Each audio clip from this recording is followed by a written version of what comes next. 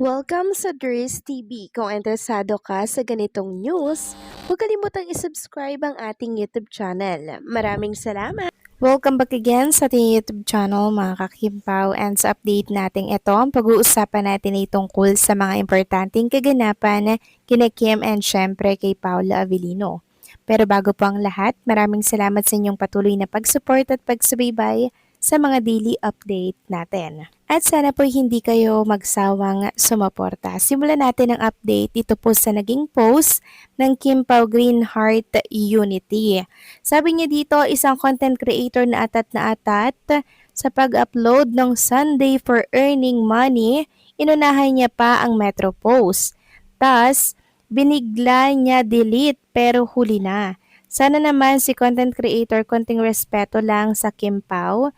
Binibenta muna nga ang video sa Amanpolo dati, pati ba naman original page, unahan mo pa sa paglapag. So wala po akong idea mga kakimpaw sa isang content creator na tinutukoy po ng Kim Pao Green Heart Unity, dito po yan sa Facebook. So ito may kaugnayan po sa cover po ng Metro Magazine na kung saan ay unang-unang nag-post daw at ni-reveal na si Chinita Princess nga po yung nasa cover po ng Metro. At ngayon nga po ay kalat na sa mundo ng social media itong mga picture and the photoshoot ni Chinita Princess para po sa Metro. Nakita nyo na ba yun mga kakimpaw? So ayan, ilalagay ko na lamang po sa mga screen ninyo ang ilan sa mga picture kuha po mga kakimpaw sa isang beach resort. Sobrang gaganda po at pasabog talaga yung mga shot dito ni Chinita Princess. Tunay nga po na model at deserve niya ang maging cover dito po sa Metro. Kaya naman, congratulations kay Chinita Princess. Samantalang next topic naman, pag-usapan naman natin ang isa po sa mga naging statement ni Chinita Princess na pinag-uusapan ngayon sa mundo po ng social media. Sabi nga dito, Paolo became part of this change in her life and she's thankful to him for pushing her to be better. Si Pao kasi intense, so doon ko rin natutunan sa kanya na mas nakaka-micro-focus sa role. So si Pao, nagpupush talaga siya sa akin to explore more sa acting. Kim revealed, adding that the boost of confidence she gets from Paolo encouraged her to believe in herself more. At the end of the day, lahat sila nawawala or mawawala. It's only you and you never have to lose yourself. She emphasized no man is an island, and Kim knows that that's why she also doesn't lose sight of how blessed she is to be surrounded by good people.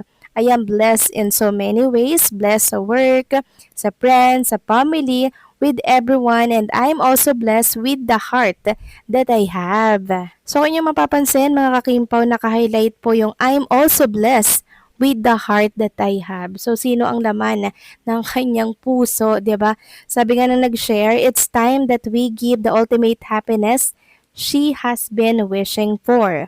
Because she herself truly knows and feels the genuine love being given to her, a kind of love through which she has grown more and received the things she desires, a blessing of love from someone who truly loves her. So kung sino man yung nasa puso na yan ni Chinita Princess, sana'y ingatan ang kanyang puso and syempre, wag na wag sasaktan.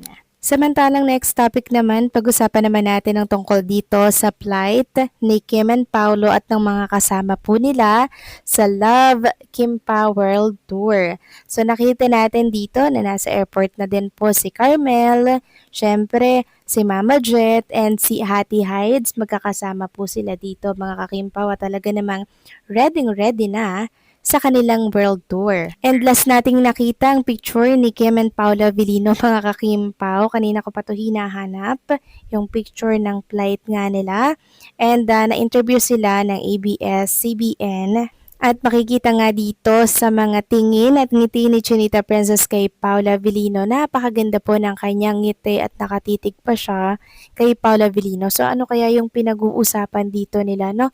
Ano kaya yung katanungan ng nag-i-interview sa kanya? So siguro sa MJ Felipe na naman po ang humawak ng interview sa kanila. So para po sa nagsasabi na hindi daw magkasabay si Kim and Paolo Avellino ng flight mga kakimpaw, ayan po, sabay na sabay sila mga kakimpaw. At kung iyon natatandaan na topic na din natin nung nakaraan pa, na sabay din silang kumuha po para sa US Embassy mga kakimpaw, 'di ba? Kaya imposibleng hindi sila magkasabay ng flight. Ayan po, napakalinaw po ng mga picture ni Kim and syempre ni Paula Avellino. Kaya naman, since paalis na po sila mga kakimpaw ng Pilipinas, talaga namang bumuhos po ang pagpapaalala po ng mga Kimpaw fans kay Kim and Paolo Avellino na mag-ingat and have a safe flight kay Kim and Paolo at sa mga tao pong kasama nila para po sa world tour. And dahil nga po dyan mga kakimpaw, meron ng mga fans na nangihingi po ng selfie ni Kim and Paolo Avellino,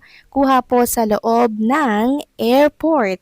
Sabi nga dito, have a safe flight tonight. Parents, pengen naman po kami ng ganitong airport selfie. And kanina nga po, napakinggan at napanood natin yung isa sa mga interview po ni Kim and Paolo Avellino dito po sa airport. And meron po dong inamin si Paolo Avellino and si Chinita Princess na kinakabahan daw sila mga kakimpaw dito po sa magiging ganap sa kanilang concert, sa kanilang world tour dahil hindi pa nga daw sila totally performer. So para kay Chinita Princess yun and kay Paolo Avellino, pero para sa atin mga kakimpaw na nagmamahal at sumusuporta sa kanila, ang tingin natin sa kanila total performers na, 'di ba mga kakimpaw?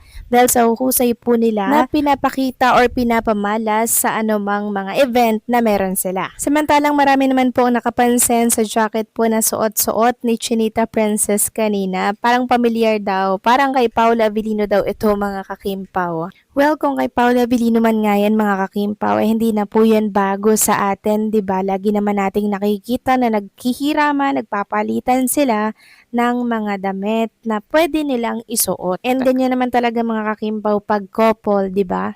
Samantalang next topic naman, pag-usapan naman natin ang tungkol dito sa ilan sa mga nababasa natin sa mundo po ng social media. Sabi nila kung hinatid daw po si Kim and Paula Avellino ng parents ni Paula Avellino since 'di ba napapabalita nga po, di umano ay lumuwas daw po itong parents ni Paula Avellino mula pa po yan ng hometown ni Paulo papunta po dito ng Manila para po umattend ng birthday party ni Chinita Princess. Kung hinati daw ba si Kim and Paolo Avellino ng mga parents nitong si Paulo. So hindi po natin sure mga kakimpaw ang tungkol dyan ano.